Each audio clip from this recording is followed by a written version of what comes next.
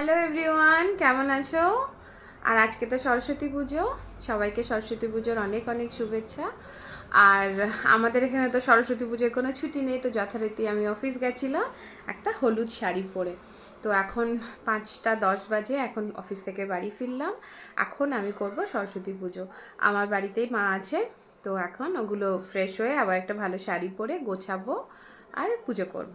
থাকো আমার সাথে। আমার মা সরস্বতীর আসন রেডি হয়ে গেছে। এই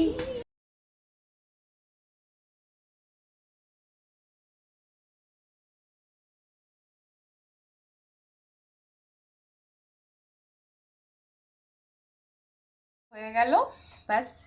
যতটুকু পারলাম। আমার ঘরে মায়ের ছবি ছিল, একটা ছোট্ট স্ট্যাপ মূর্তি ছিল। তো একটু অফিস থেকে এসে হলুদ শাড়ি পরে হলুদ ফুল দিয়ে প্রসাদ বানিয়ে মাকে দিলাম। তো এইভাবে গুনগুনো অঞ্জলি চালালাম ইউটিউবে। তো এইভাবে আমি প্রত্যেক পুজো ছোট ছোট করে সেলিব্রেট করি।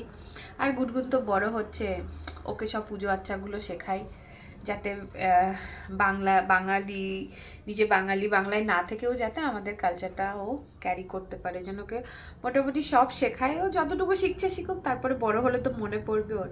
তো এই ছিল আমার সরস্বতী পুজো। এই যে অফিস আর পুজো, অফিসে তো পুজো। ঠিক আছে, তো আজকে ব্লগটা আমি এখানে শেষ করছি। ভালো লাগলে লাইক করো, শেয়ার করো, আর তোমরা সবাই খুব ভালো থেকো আর আমার চ্যানেলটা দেখো। বাই।